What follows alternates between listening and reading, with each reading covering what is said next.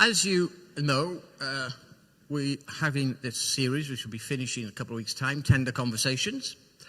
And part of it is asking us to consider how we listen to other people, how we engage in hearing them and trying to understand their story and step into their shoes and what that must feel like.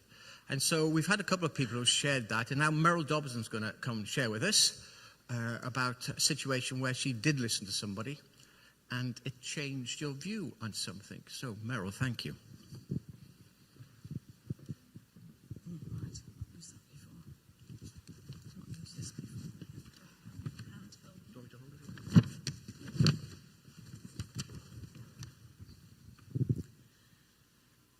So, as Paul has already said, I'm Meryl, if you don't know me. I've been married to Howard for over 50 years, which is maybe why his hair is white. And I've been coming to Glenwood since 1979 when we moved into Pentwyn. And we have 3 sons, John, Lindsay and Owen. I have 2 lovely daughter-in-laws, Emma, Hannah, and my son Owen has a partner called Chris. I was brought up in a Christian home and came to faith in Christ as a very young child of 4.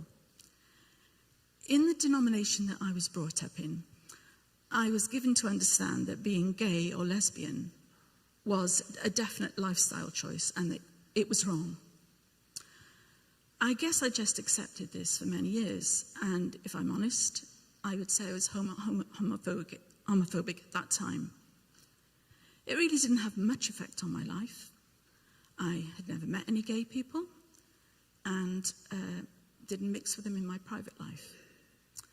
I'd been working in a college of further education for 16 years when circumstances suddenly changed in the early 2000s. It certainly wasn't planned, and I found myself looking for another job and attained a position in the social services department of Cardiff City Council.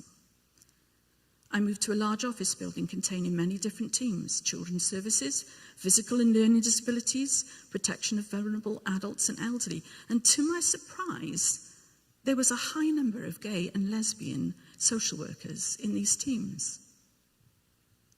Make of that what you will. I started to get to know them as I worked closely with them, and we chatted together in our lunch hours.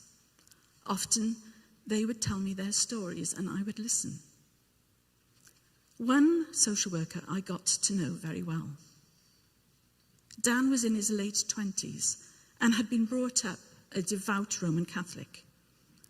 As I listened to his story, he told me that when he told his parents he was gay, his mother had said, "I wish you had never been born." My heart went out to him. Dan suffered from many problems, an eating disorder, and many other things, trying to come to terms with his faith and his sexuality. He loved God. I listened to him on many lunch hours as he opened his heart to me, and I was deeply, deeply moved. Sorry, forgive my shaking. Why is this relevant? About this time, I had a dream. In my dream, I dreamt that my youngest son, Owen, had told me that he was gay. I couldn't remember exactly what he said, but I know it did not end well, and we ended up arguing bitterly.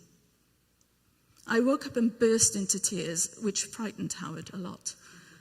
"What's wrong?" I said, "Owen's gay."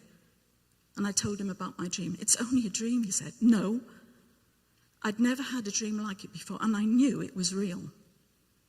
And I also knew that when Owen told me, I didn't want to behave like Dan's mother."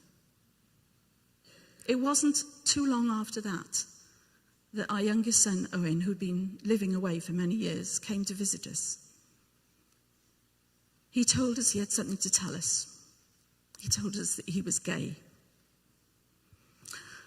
I went over to him and hugged him and told him that I loved him, no matter what. I've no doubt that God put me in that place, that workplace, to listen to Dan's story and the other young men and women's stories, to prepare me to change my attitude. And I thank God for that. And I would just say that God uses many situations even secular situations, to speak to us. We need to have listening ears and open hearts and minds. Thanks.